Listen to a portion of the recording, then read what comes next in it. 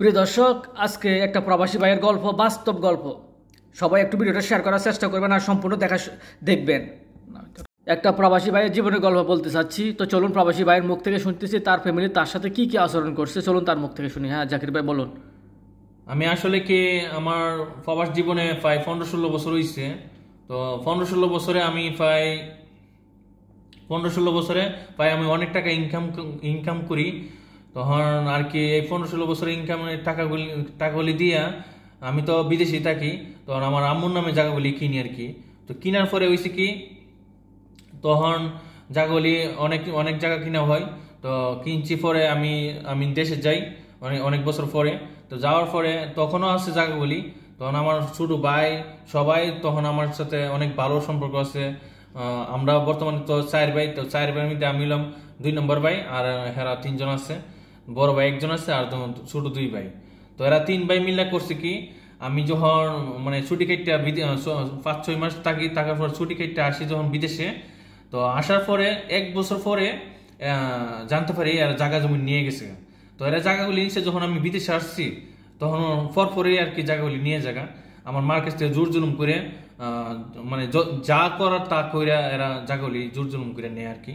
আর আমার আম্মু আমাকে জানাইছে না আমার জায়গাগুলি তিনি এরা এভাবে নিয়ে গেছে গা কি, আমার আম্মু দিয়ে দিচ্ছে জোর জুলুম করার পরে।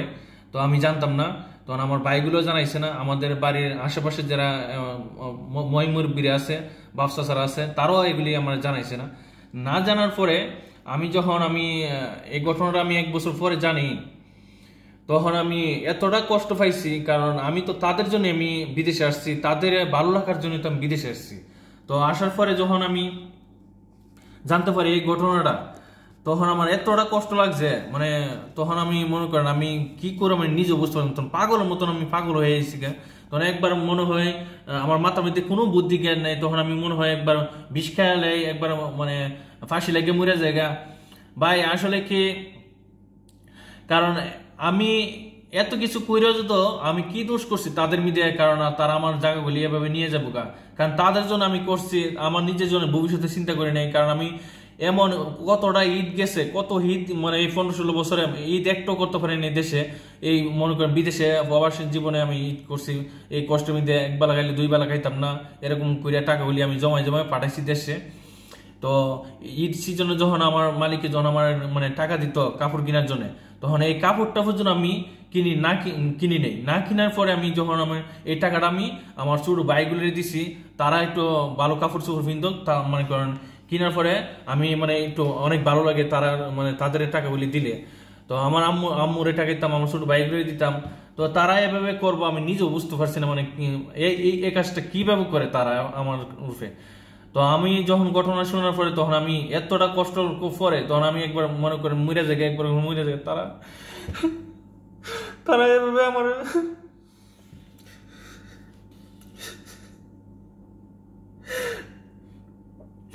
তারা বলতে পারতেছে না মানে আসলে কি কমত। কারণ এরা এভাবে আমার সাথে বিমান এটা করবে, কারণ আমি কখনো আমি তাদের খারাপ কিছু চাইছি না, সবসময় ভালো চাইছি। ভালো চাইছি, তারা এভাবে আমার কাজটা করে কিভাবে আমি নিজেও বুঝতে পারি না। আমার এলাকার মানুষও কেন জানি। আচ্ছা, আপনার মা কেন বলে নাই? আপনার মা তো আপনাকে ভালোবাসতো, মারা তো কোনোদিন ছেলেদেরকে জানে না, দ্বিতীয় কোনো হিসাব জানা না। মারা কেন বলে না? আপনার মা কেন বলে না আপনাকে যে তোর ভাইয়েরা আমার থেকে জায়গা নিয়ে ফেলতেছে, তুই কিছু কর, বা তোর জায়গা তুই বুঝি নে? তো এটা তো চুপ হলে বলতে, একটা কল হলে তো বলতে পারতো। এখন তো কলের জমানা ছিল, বা ওরকম তো সিটি লেখা জমানা ছিল না, কেন বলে নাই যে? আমার মা আসলে ওদের একটা বই ছিল, কারণ আমার মা এমন একটা চাপে আছে। কারণ ওদের বিরুদ্ধে যদি কথা বলে আর আমার কাছে যদি জানা, তারা আমার মাকে বাড়ির থেকে বাই করে দিবে, ঘর থেকে বাই করে দিবে এই ডরে। কারণ আমি তো নাই, আমি বিদেশে এসে বসছি, তখন আমার মারে বাঁচাবো কারা, দেখবো কারা। কারণ আমি সব থেকে বেশি ভালোবাসতাম, আমার মাও আমাকে অনেক ভালোবাসতো, অনেকে আদর করতো। তো যে কোনো সমস্যা আমার কাছে শেয়ার করতো, কষ্ট করতো, যে কোনো কিছু মনে করেন টাকা লাগতো যেটি বলতো আমার কাছে শেয়ার করতো। তো আমার মা মনের কথা এভাবে বলতো। তো এই জন্য আমার মা আমার ডরে মনে করেন আমার কাছে বলছে না। আর আমার ভাইগুলির অনেক ভয় কিসের?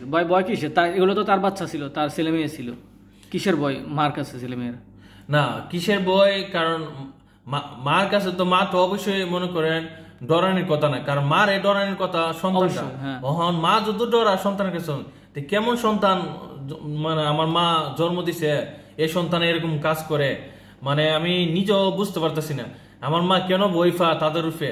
কারণ অথবা আমার মা এই দুনিয়াতে না থাকা ভালো, এই সন্তানগুলির জুলুমের থেকে মনে করেন অত্যাচারের থেকে এর থেকে দুনিয়াতে চলে যালে ভালো আমি মনে করি। এখন সম্পত্তিতে কি আপনাকে কোনো ভাগ দেওয়া হয়নি বা কোনো কিছু দেওয়া হয় নাই?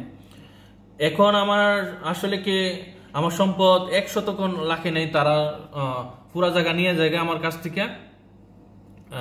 তো আমার যে আমার বাঘ বন্ধক যা ছিল সব এরা নিয়ে জায়গা আমার মার নামে ছিল, তো মার কাছ থেকে নিয়ে জায়গা আর কি জায়গাগুলি। এখন আপনি প্রবাসীদেরকে এটা কি নিউজ দিতে চান? একটা প্রবাসী মানে কি তার পরিবারের কাছে টাকা দিতে পারবে নাকি পারবে না, মানে কতটুকু আপনার কাছে যথার্থ মনে হয়?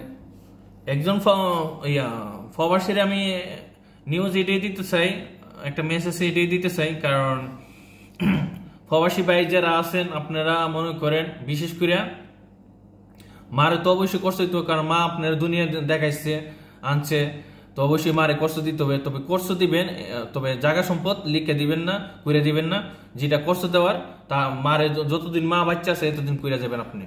আর যে ভাইগুলি আছে ছোট ভাই, আপনার যদি বাবার সম্পদ না থাকে বা মার সম্পদ না থাকে, অবশ্যই ছোট ভাইগুলি যদি আপনার তো মনে করেন আপনার ফ্রি থাকাই আপনার বড় ভাই, তো আপনার দায়িত্ব আছে অবশ্যই ছোট ভাইগুলির কষ্ট দিবেন। আর যতটুকু মানুষ করার এতটুকু চেষ্টা করবেন, তারা তাদের একটু পড়াশোনা করে মানুষ করানোর জন্য। বর্তমানে আপনি টোটাল এখন বর্তমানে কত বছর আছেন প্রবাসে?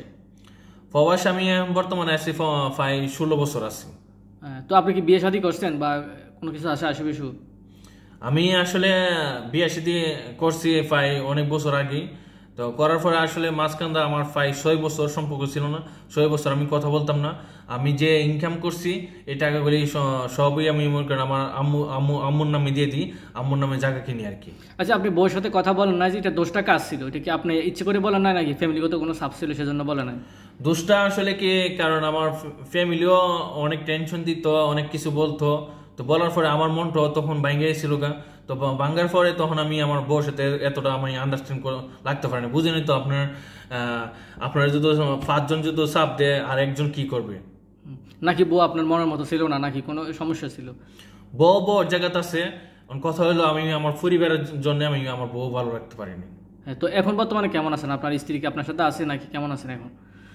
এখন বর্তমানে আলহামদুলিল্লাহ আছি, অনেক ভালো আছি এই আর কি। তবে সব থেকে কষ্ট লাগে আমার পরিবার যে আমার কাজটা করছে, এই যে জায়গা জমিনগুলি নিয়ে গেছে, কারণ তাদের জন্যই তো করছে। আমার তো আসলে এত জায়গা জমিন এত লোভ নাই, এত ইয়া নাই, কারণ যদি লোভ থাকতো তাদের নামে আমি কিনতাম না, তা আমার নিজের নামে করতাম।